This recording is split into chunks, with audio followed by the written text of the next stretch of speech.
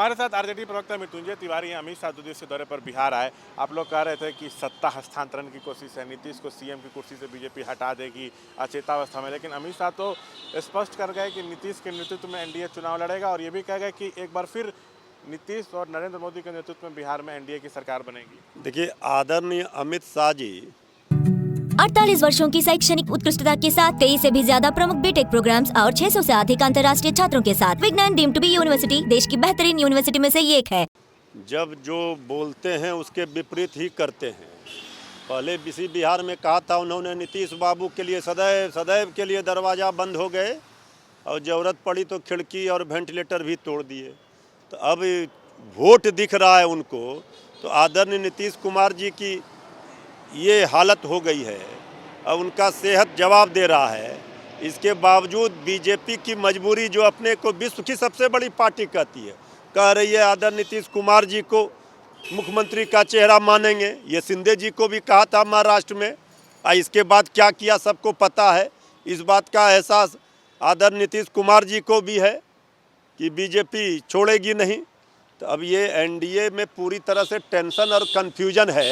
कल एनडीए के नेताओं के साथ मुख्यमंत्री आवास पर बैठक करने गए आदरणीय अमित शाह जी, 15-20 मिनटों में ही निकल लिए। उनको पता चल गया है, इसलिए एनडीए में तो खुद ही अनबन चल रहा है।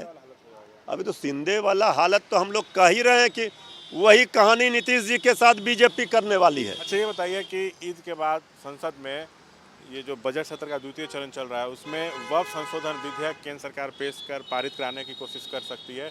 यहाँ के मुस्लिम समाज के लोग, कांग्रेस सांसद तारिक अनवर ने भी नीतीश से कहा है कि आप इसका संसद में जो है विरोध करिए, आपकी पार्टी इसका विरोध करे, तो इसको पारित मत होने दीजिए अगर आप खुद को सेकुलर और धर्मनिरपेक्ष बताते हैं। देखिए, वक्फ बिल पर हमारी पार्टी की स्पष्ट राय है। हमारे नेता आदरणीय लालू जी ने, श्री तेजस्वी जी ने क्लियर कर दिया है।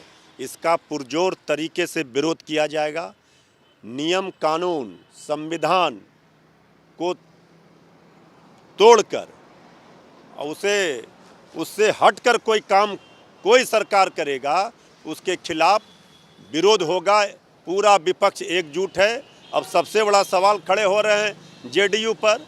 आदरणीय नीतीश कुमार जी, चंद्रबाबू नायडू जी, जो लोग बीजेपी के सहयोगी हैं, उनकी ओर लोग देख रहे हैं कि वो क्या करते हैं इस बिल पर।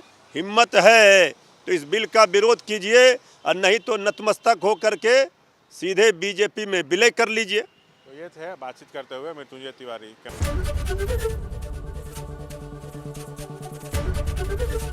एबीपी गंगा, खबर आपकी, जुबान आपकी।